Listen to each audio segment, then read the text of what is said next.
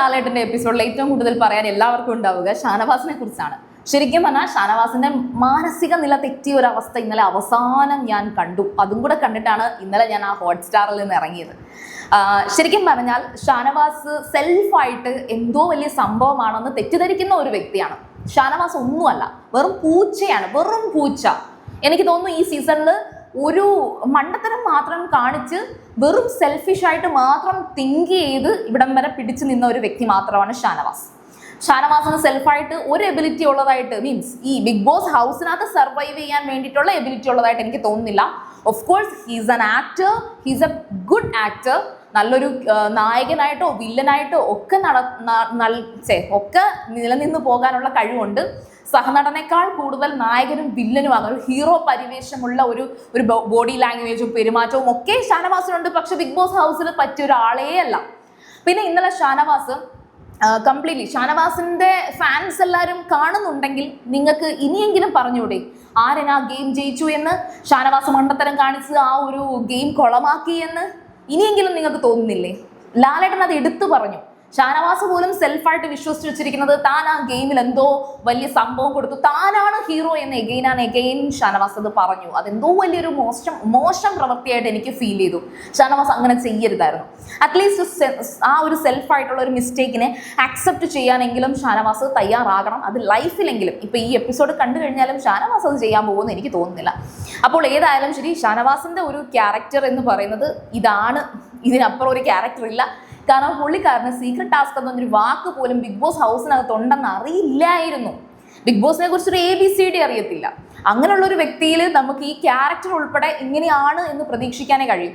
ഞാൻ മനസ്സിലാക്കിയ ഒരു കാര്യം എന്ന് വെച്ചാൽ, ഷാനവാസ് അഭിനയിച്ച സിനിമകളിൽ ഇപ്പൊ രുദ്രൻ എന്ന് പറഞ്ഞൊരു കഥാപാത്രമായിക്കോട്ടെ, ഇന്ദ്രൻ എന്ന് പറഞ്ഞൊരു കഥാപാത്രമായിക്കോട്ടെ, എനിക്ക് ഇവരുടെ 2 കഥാപാത്രങ്ങളെ അറിയത്തുള്ളൂ. പിന്നെ ഏതോ ഒരു സിനിമയിൽ ഭയങ്കര ഒരു രാജാവിനെ പോലൊക്കെ വേഷമിടുന്ന ഏതോ ഒരു ക്യാരക്ടർ എൻ്റെ മനസ്സിൽ ഓർമ്മ വന്നു. പക്ഷെ എനിക്ക് ഓർമ്മയില്ല, മീൻസ് പേരൊന്നും എനിക്കറിയത്തില്ല. അപ്പം ഈ പറയുന്ന ഷാനവാസ് കണ്ടിട്ടുള്ളത് ഇൻസ്റ്റഗ്രാമിലൊക്കെ കുറേ അധികം പേജുകളും ഫാൻസുകളും ഉണ്ട്. രുദ്രേട്ടൻ ഫാൻസ്, ഇന്ദ്രേട്ടൻ ഫാൻസ് എന്നൊക്കെ പറഞ്ഞിട്ട്.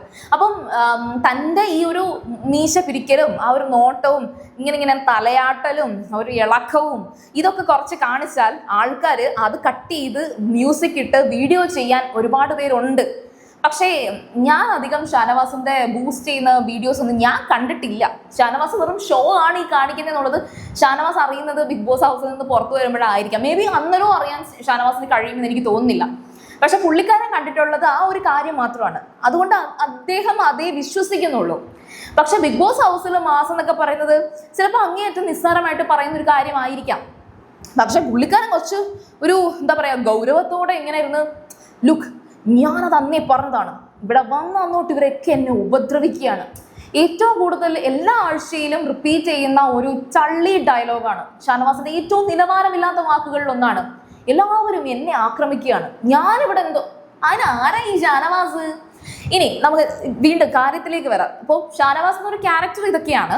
പക്ഷെ ആ ഒരു ഗെയിമിനകത്ത്, ആ ഒരു ടാസ്കിനകത്ത്, സീക്രട്ട് ടാസ്കിനകത്ത് ആര്യൻ അത്രയും പേരെയും കോണ്ടാക്ട് ചെയ്ത്, ഇപ്പൊ അക്ബർ, ലക്ഷ്മി, സാബുമോൻ, ഇവരെ എല്ലാം ചേർത്ത് നിർത്തി ബിന്നി, എല്ലാവരെയും ചേർത്ത് നിർത്തി ആ ഒരു ഗെയിം നന്നായിട്ട് തന്നെയാണ് അവസാനിപ്പിച്ചത്. നന്നായിട്ട് തന്നെയാണ് അത് സക്സസ് ആയിരുന്നു. കാരണം അത്തരത്തിൽ ബാത്റൂമിൽ വരുമ്പോൾ എന്തായാലും പിടിക്കപ്പെടും. ബാത്റൂമിനകത്ത് ഒളിപ്പിച്ചു കഴിഞ്ഞാൽ എന്തായാലും അനുമോൾ അല്ലെങ്കിൽ വേറെ ആരെങ്കിലും വന്നത് പിടിക്കും.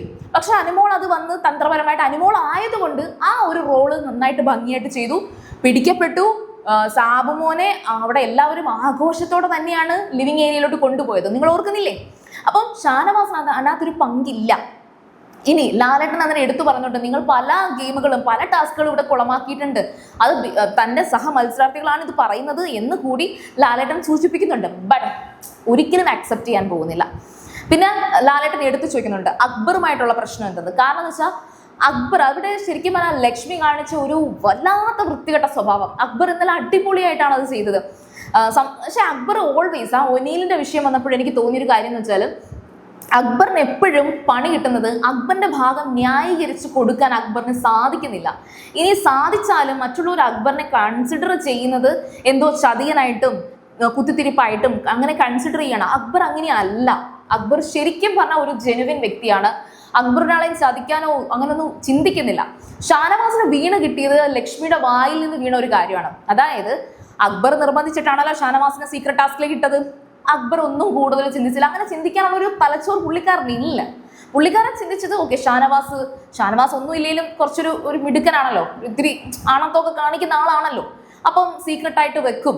ഈ ആദിലയ്ക്കും നൂറയ്ക്കുമാണ് ആ കീപ്പ് ചെയ്യാനുള്ള കഴിവില്ലാത്തത്. ആദിലയും നൂറയും ഷാനവാസിന്റെ പിന്നാലെ നടക്കുന്നു എന്നാണ് അക്ബർ തെറ്റിദ്ധരിച്ചിരിക്കുന്നത്. ഒരിക്കലുമല്ല. ഷാനവാസ് ഈ പറയുന്ന 3 പേരുടെ അനുമോളുടെ പിന്നാലെ നടന്നിട്ട് അനുമോൾ പോടാ പോടാ വിളിക്കുകയാണ്. അനുമോൾക്ക് വയ്യ, ഷാനവാസിനെ കൊണ്ട് തോറ്റിരിക്കുകയാണ് അനുമോള്. ആദിലയും നൂറയും പക്ഷേ ഷാനവാസ് എന്തോ ഭയങ്കര കൈൻഡാണ്, ഒരു തനിക്ക് കിട്ടേണ്ട ഒരു ഇക്കയാണ് എന്നൊക്കെ ചിന്തിക്കുകയാണ്. പക്ഷെ ഷാനവാസ് ആ ബോണ്ട് അവിടെ നിലനിർത്തിയത് കൊണ്ട് അക്ബർ തെറ്റിദ്ധരിച്ചത് ഇവരൊക്കെ ഷാനവാസിന്റെ പിന്നാലെ നടക്കുകയാണ് എന്നാണ്. അപ്പം പല പ്രശ്നങ്ങളും ആദിലയുടെയും നൂറയുടെയും അനുമോളുടെയും പ്രശ്നങ്ങളൊക്കെ ഷാനവാസാണ് പരിഹരിക്കുന്നത് എന്ന് തെറ്റിദ്ധരിച്ചിട്ട് ചൂസ് ചെയ്തതാണ് ഷാനവാസിനെ. പക്ഷെ ലക്ഷ്മി അതിനിടയ്ക്ക് കയറി ഒരു കുത്തിത്തിരിപ്പുണ്ടാക്കി. ഷാനവാസിനെ എക്സ്പോസ് ചെയ്യാൻ വേണ്ടിയിട്ട് അക്ബർ മനഃപൂർവ്വം ചെയ്തതാണെന്ന്. ഇതങ്ങ് ഷാനവാസിന് ഇഷ്ടപ്പെട്ടു. ഷാനവാസ് ഉടനെ കണ്ട ഒരാളെങ്കിലും ഇത് പറഞ്ഞ ഉടനെ ലക്ഷ്മിയെ പോയി ഹഗ് ചെയ്യുന്നു.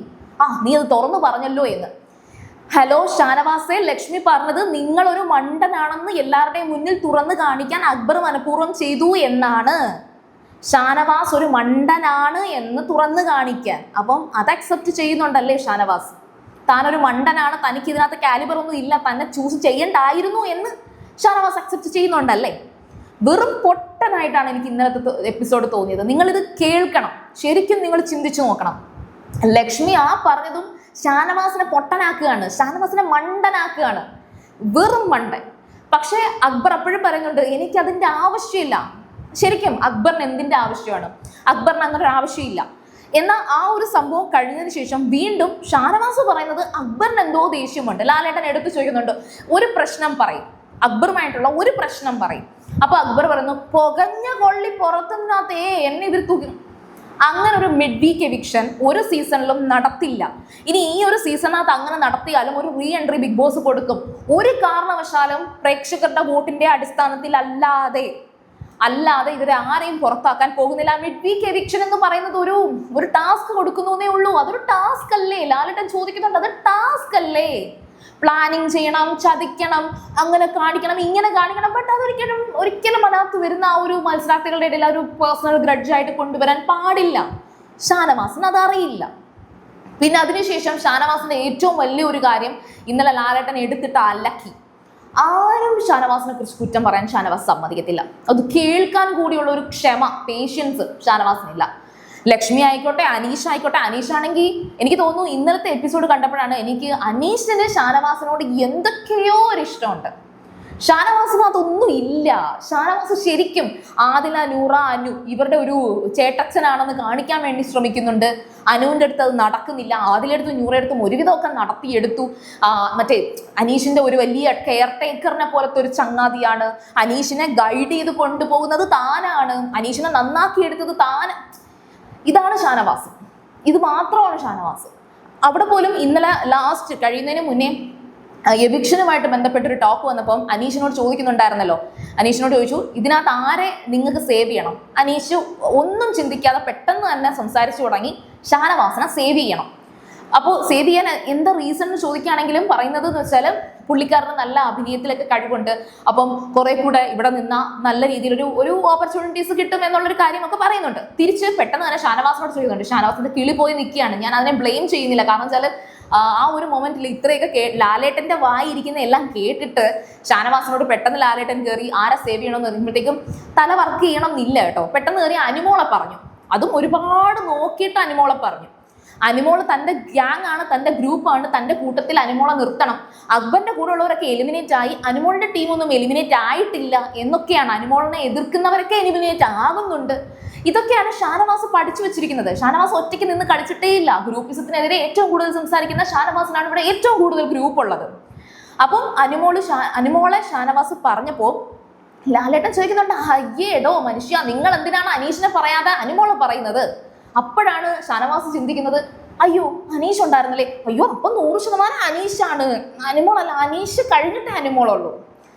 സംഭവം എന്ന് വെച്ചാൽ ആ ഒരു മൊമെന്റിൽ ആർക്കാരും ഒരിത്തിരി മെന്റലി നമ്മളൊന്ന് ഡൗൺ ആവും. അത്തരത്തിലൊന്ന് ഡൗൺ ആയപ്പോൾ കിട്ടിയ ഒരു സ്പെല്ലിംഗ് മിസ്റ്റേക്ക് ആണ് ഷാനവാസിന് ആ സംഭവിച്ചതെന്ന് എനിക്ക് തോന്നുന്നുണ്ട്. എങ്കിൽ കൂടിയും ഷാനവാസ് അനീഷിനെ എന്തുകൊണ്ടാണ് സേവ് ചെയ്യാൻ കാരണമെന്ന് ലാലേട്ടൻ ചോദിക്കുമ്പോൾ ഷാനവാസ് പറഞ്ഞത് ഞാൻ തിരുത്തിക്കൊണ്ടുവന്നത്. അവിടെ ലാലേട്ടൻ അതും കുത്തി പറയുന്നുണ്ട്. ഓഹോ, അവിടെ നിങ്ങൾ അങ്ങനെയാണല്ലേ കരുതുന്നത്, അനീഷിനെ നിങ്ങൾ നന്നാക്കി കൊണ്ടുവന്നു എന്നാ. ഓഹ്, ഷാനവാസിനെ സ്നേഹിക്കുന്ന ആൾക്കാരൊക്കെ സത്യം പറഞ്ഞാൽ എങ്ങനെയാണ് സ്നേഹിക്കുന്നതെന്ന് എനിക്ക് അറിയത്തില്ല. ഈ സീസണിൽ എനിക്ക് ഷാനവാസിനെ കുറിച്ച് ഒരു ഗുഡ് ക്വാളിറ്റി പറയാന്ന് പറഞ്ഞാൽ ഒന്നും കിട്ടുന്നില്ല. എന്തെങ്കിലും ഉണ്ടായിരുന്നോ?